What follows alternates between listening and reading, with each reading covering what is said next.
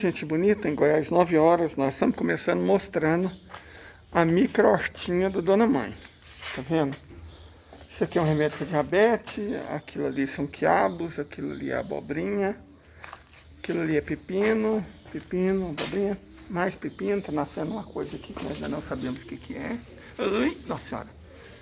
E aqui são as florzinhas da minha mãe, e onde tá cheiro verde. Ainda não começou a nascer. Mas a gente espera que nasça, né? Enfim. E tem essa rota do deserto que é o xodó da minha mãe. E é tradicional, comigo ninguém pode. Espantar uma olhada. Olha que bonitona. Tava esquecendo de mostrar essa florzinha branca que eu não sei o nome. Muito bem. Segunda parte do resumo da live de hoje. Agora assuntos um pouco mais tensos. Vamos começar pelas questões envolvendo a Ucrânia.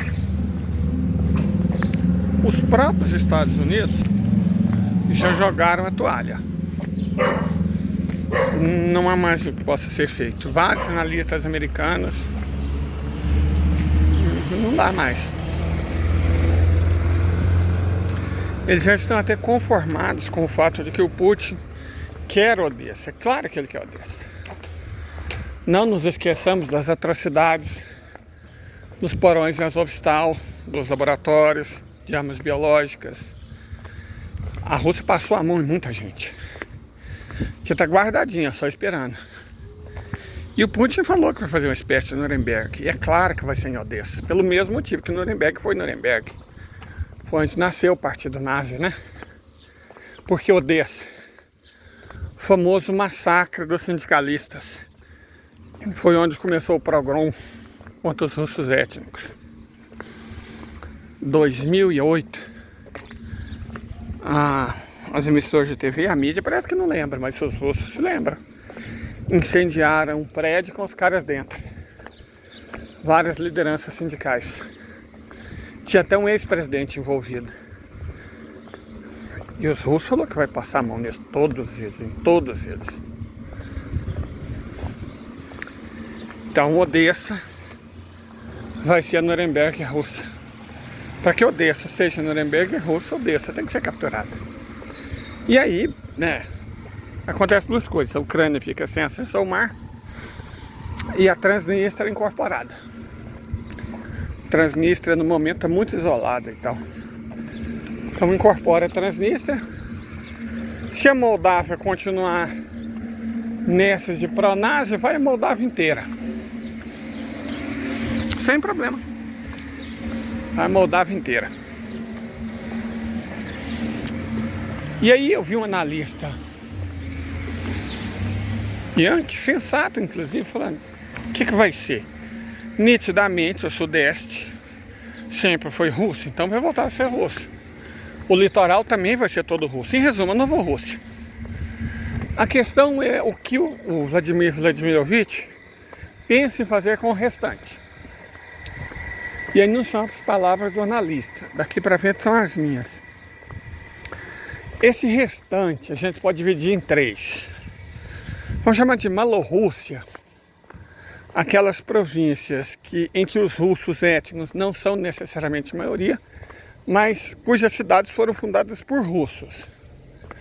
Estamos falando de Sumy, Poltava e um outro oblast, que eu esqueci o nome, que fica um pouco a leste de Kiev. São oblastes que ficam, em resumo, na parte norte da margem esquerda do Dnieper. Originalmente, eu acreditava que eles não seriam tomados. Agora minha visão mudou, eles vão ser tomados. Certo? Kirovograd, Sumy e Poltava. A segunda parte é Kiev. Kiev eu também achava que não seria tocada. Agora eu penso que as coisas mudaram. Porque Kiev era uma cidade de 3 milhões de habitantes. Quantos habitantes Kiev tem agora? 1,5 milhão? Desse 1,5 milhão, os ucros mais raivosos não estão mais. Né? Mais 500 mil de ucros raivosos podem sair essa tomada da cidade. E ela teria que ser repovoada. Então eu acredito que Kiev, que é uma cidade das cidades históricas da mãe Rússia, pode voltar para a pátria.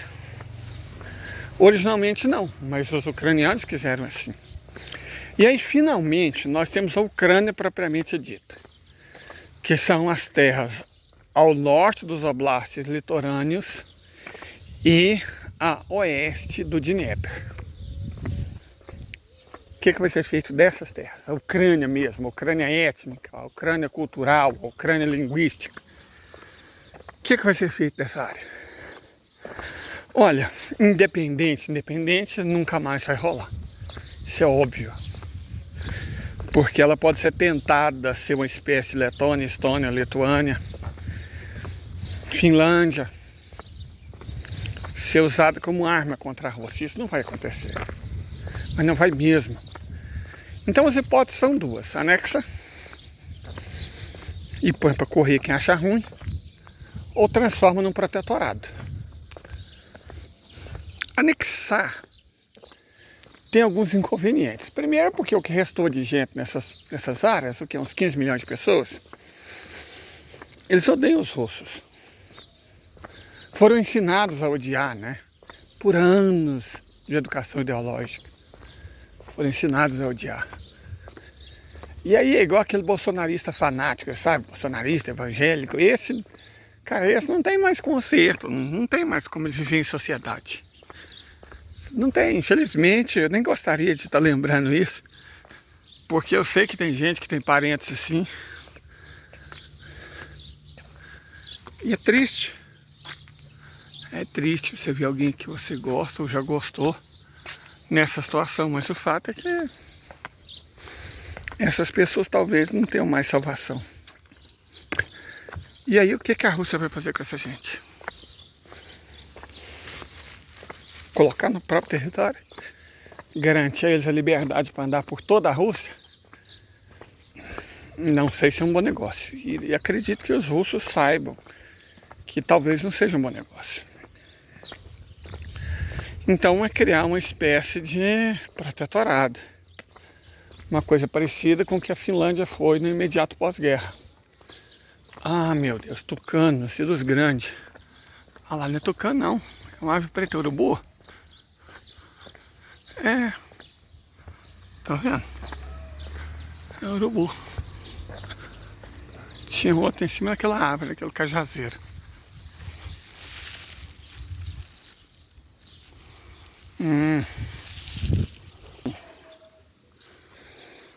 Um protetorado, uma espécie de Finlândia do B, pode ser uma ideia razoável. Estabelece a Constituição, porque pela Constituição atual, o Zelensky, sei lá o destino do país dele, as autoridades ucranianas não podem nem discutir.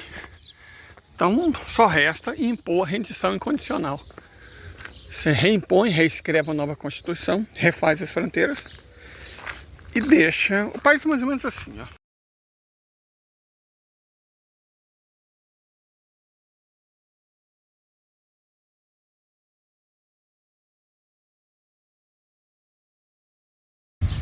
Então nessa condição, essa nova Ucrânia, sem a Malorrússia e sem nenhum dos oblastes da Nova Rússia e sem Kiev, teria como capital provavelmente Lvov, né? A maior cidade que resta, Lvov. Um país eslavo, sem acesso ao mar, como se fosse a Hungria, uma República Tcheca da vida. E aí, sei lá, depois de uma geração ou duas, as coisas se acalmassem. Ou talvez não. Você só dá por perdida, a maior parte dessas terras nem era russa mesmo, era do Império Austro-Húngaro. O Stalin cometeu um erro ao anexá-las. Você tem terra da Bucóvina do Norte, que era romena, da Transcarpátia, que era Hungria, da Rutênia, que era Eslováquia, da Galícia, que era polonesa. Então, isso aí nem era Ucrânia, nunca foi Rússia. Deixa essa porra pra lá, deixa virar uma República Tcheca do B. Esquece isso. Mas por que é interessante você manter um país chamado Ucrânia? Apesar de tudo que os ucranianos fizeram. Porque eles vão herdar as dívidas. Não os russos. Eles vão herdar as dívidas. Porque são centenas de bilhões. Eles vão lidar com o Ocidente. Igual eles queriam, não é? Então, é interessante deixar essa região sob controle deles mesmos. Não controle total. Sem direito a exército. Nunca entrando em nenhuma associação internacional sem anuência russa. Ou seja, jamais entraria para a União Europeia e jamais para a OTAN. Aliás, inclusive, eu acredito que a OTAN não tem futuro. Porque quem vai entrar num clube para apanhar, se a Ucrânia, com a OTAN e tudo, tá perdendo, e no frigir dos ovos for obrigado à rendição incondicional, que é o único resultado que a Rússia aceita, na verdade a OTAN não serviu para nada. Se vence a ideia de que a OTAN é para proteger os europeus dos russos, por mais estapafúrdia que seja essa ideia, ela é vendida. Se ela perder a guerra, porque ela não conseguiu cumprir sua função. Então, por que os países pagariam para permanecer nesse clube de perdedor? Para apanhar mais, outra vez? Não faz sentido. Perdendo a Ucrânia, acaba a OTAN. Os europeus teriam que, então, escolher pela independência em relação aos Estados Unidos. Certo? Seria o fim da OTAN, não porque ela fosse derrotada pelas armas. Seria derrotada pela própria incompetência, pela própria inabilidade, inoperância, incapacidade. Simplesmente não rola. Manter uma associação que está lá para apanhar. Eu vou apanhar solidariamente. Vou pagar para apanhar. Faz sentido para vocês? Não faz, né? Então a OTAN também não tem futuro. A União Europeia, cara... A União Europeia está querendo acabar com a independência dos países membros. Está evidente isso. E os ingleses malas saíram, que perceberam. A União Europeia é um governo supranacional de gente não eleita. A Ursula von der Leyen foi eleita por quem? Depois do Tratado de Lisboa, as decisões da União Europeia prevalecem sobre dos Estados nacionais. Então, na prática, os países perderam a independência. São só colônias. Quem manda é o Banco Central Europeu, que não é e nem pode ser fiscalizado por ninguém. Não pode ser processado criminalmente, não pode ser processado civilmente e não é eleito. Então, não é nem uma democracia. A democracia acabou na Europa. A democracia acabou na Europa. Os europeus não decidem mais o próprio destino, o próprio futuro. Os governantes não governam. Quem manda são os burocratas da União Europeia. Isso tem que estar claro. Certo? Isso tem que estar muito claro. Para todos vocês aqui que me ouvem. E eu acredito que esteja.